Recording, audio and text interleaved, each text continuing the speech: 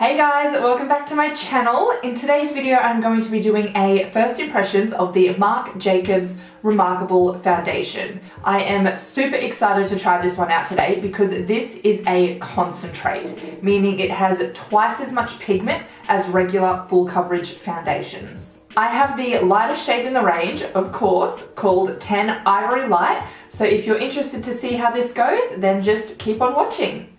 As per usual, let's just go over a few of the details and then I'll get into some swatch comparisons and then trying out the foundation. Now there are 22 shades in this foundation range, and as I said earlier, I have the lightest one called 10 Ivory Light, and this is described as very fair with pink undertones. It retails for $79 Australian at Sephora and you get 22 mils of product. Now this is a little less than most foundations, but as I said before, it is a concentrate, so you don't need to use as much product to get the same results. As you can see here, it comes with this dot applicator, which was designed to allow for buildable custom coverage by simply dotting it all over your face. It does get pretty messy, which is a bit of a pain, but I can kind of see where they're coming from because if it did have a pump, then you would be using way too much product. The foundation is described to be full coverage, lightweight, and have a soft matte finish.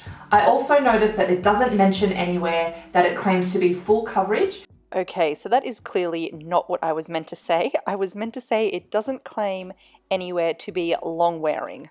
My bad! And it also doesn't contain SPF. So just from reading these things, I assume that this foundation is catered towards people who want a nice full coverage flawless base, but just for a short amount of time. It also says that it is suitable for normal, combination, and oily skin types. It does say if you have dry skin, you can still use it, but they suggest mixing in some of your favorite facial oil or moisturizer. I have normal to combination skin, so I do get a little bit oily around my T-zone here, and then I also get some dry patches around any breakouts that I have. As you can see, I also have a lot of redness and acne scarring and pigmentation to my skin, so I have high hopes that this foundation will be able to cover everything up. I'll now just compare this foundation to some of the others in my collection so you can get a feel for the shade. So here we have the Marc Jacobs Remarcable in 10 Ivory Light. This foundation is the MAC Studio Fix Fluid in NW10. This one is the Fenty Beauty Pro Filter Foundation in the shade 100. This one here is the Maybelline Fit Me Matte and Poreless in 110. This here is the NYX Total Control Drop Foundation in Porcelain. And this here is the Tarte Rainforest of the Sea in the shade Porcelain. So as you can see, compared to the Maybelline Fit Me, this one has a very yellow neutral undertone. This one definitely is more pink. The Fenty Beauty is definitely the lightest. This one is too light for me, so hopefully I can get this one to work. Okay, that is enough chit chat. Let's get straight into trying this foundation out. I'm going to prime the left side of my face using my Stila One Step Correct Primer. This one helps with anti-redness. I am hoping the foundation will be enough to cover up the redness, but I do want to test it out with a primer anyway. So it says on the website that 1 to 2 dots for sheer to natural coverage and then 3 to 4 dots for natural to full coverage. Of course I'm going to go with the 4 dots. Might just put 2 there and I'll put 2 here. It just doesn't seem like enough, you know? I'm going to start out by using my Zoeva 104 buffer brush. These are the kind of brushes I like to use to apply my foundation, so I'm going to go ahead with this.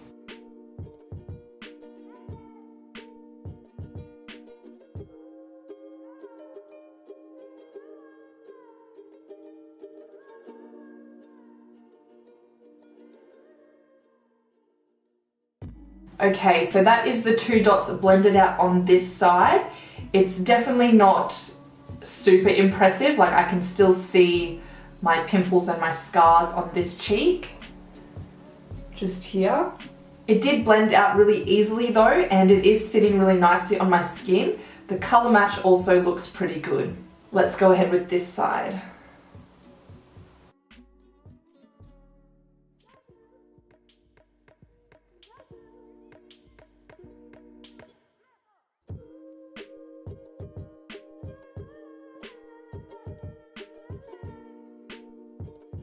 I definitely need some more drops, so I'm going to go ahead and put some on my forehead and a little bit on my nose and my chin.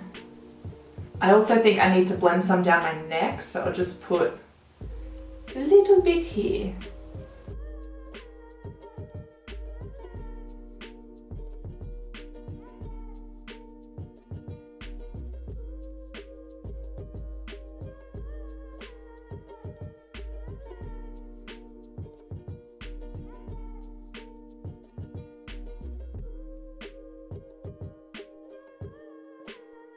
So this is what it looks like after full application.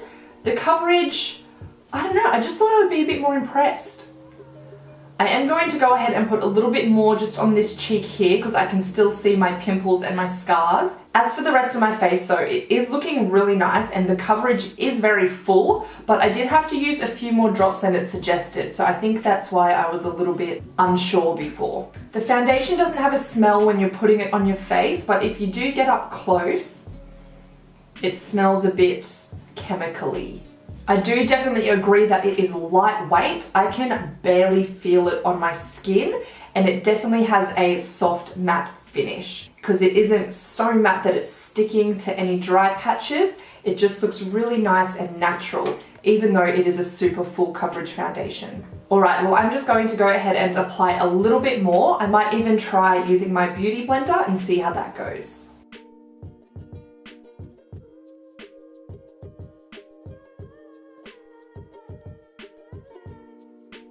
Alright, that is as much foundation as I'm going to put on. It does look really, really nice on my skin. It looks fresh and really flawless. The only problem is I can still see a few little scars here, but maybe I should have color corrected them like I usually do.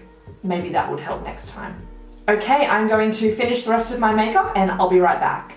Okay, so I've finished applying the rest of my makeup and this is what it looks like completed. Everything applied beautifully over the Marc Jacobs foundation.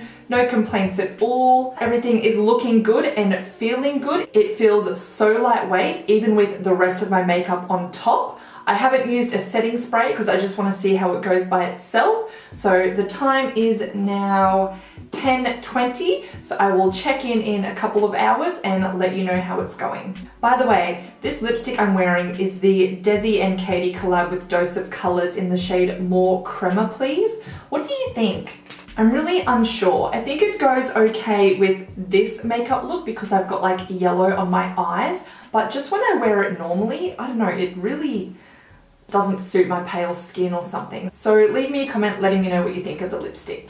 Alright, I'll see you in a few hours. Alright, so I have had the foundation on for about 5.5 hours now, and I know that's not a really long time, but it is still looking really good. Usually my foundations start to break up around my nose, and it hasn't started doing that at all, which is really good.